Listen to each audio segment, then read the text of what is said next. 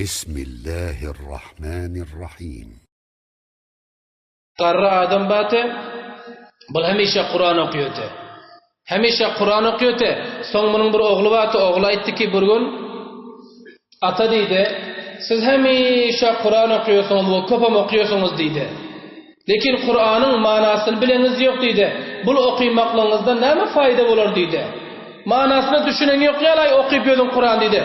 Bir fayda var mı yok mu deydi, şöyle deydi. Son atası oğluna etti ki oğlum deydi. Bir sebedi görkezde, şol sebette zugal daşıyordu. Neme daşıyordu?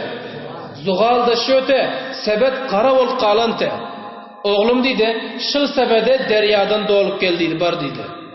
Oğlu etti ki, ata, bu sebede su gelmiyor. Bunun içine su taşlasam su durmuyor, ben nasıl dolup geleyim deydi. Atası etti, sen bar deryadan suya geldiydi. Somul oğlu yankı sebedi götürdü de derya barıp deryanın içine çümürüp aldı da atasının yanına geldi, burur suam yok onda.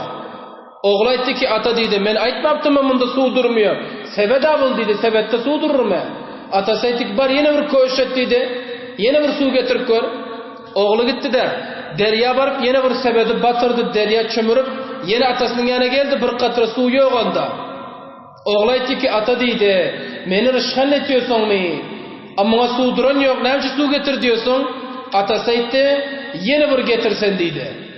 Oğlu gitti de deryadan yankı sebedi çömürdü de yine geldi. Son atası illetini etti. Atası etti ki oğlum, sebede bir kara dakik deydi. Sebede kara görse, sebedin hiç bir çırkı çatallığı kalmaptır. Sebet yankı karatını zugal taşılıyordu. Deryadan 3 mertebe çömürüp çıkarına çatal kesafet kalmaptır.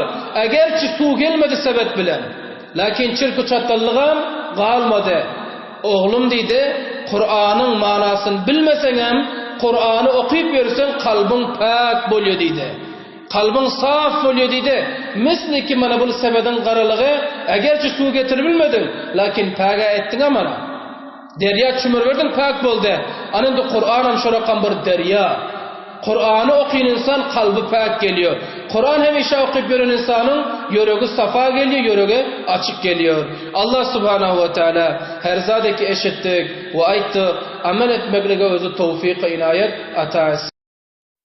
برای مشاهده ویدیوهای بیشتر به کانال یوتیوب سخنرانی های علمای ترکمن سر بزنید، مشترک بشید و منتشر کنید، اجر ببرید.